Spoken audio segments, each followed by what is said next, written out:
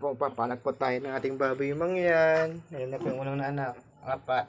Tapos may isa pang lumabas. Ayan po. Nakatakid pa ang kanyang puso.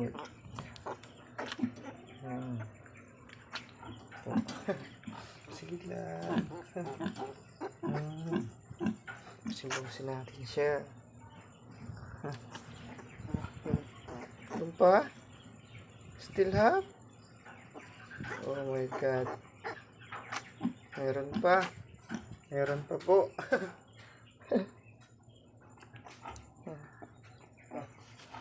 Parang meron pa eh. Yung malambot nila ba? Ay, ibig sabihin nakadugtong pa sa bito kaya? Ay, lang yan. Nagputol yan. Huwag mo yung ilahin. Huwag kami sama. Kung nasa mong ilong nun. Punas na yan? Yung malambot. Punas na. Yung picturean mo ay? Video ko.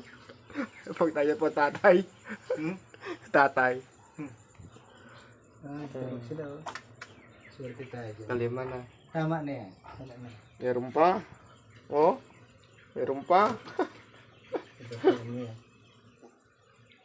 Ah, buti nakahinga. Wow. Wow. Naman iyak kayo.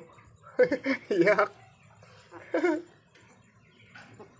Ito lumabas ako. Naku po. Palaisipan talaga sa akin dalawa kalakalakas. Walang ka amin mag-ina eh. Lamig ka. Eh, hindi ka kano mag-ina kung sino talaga may gawa.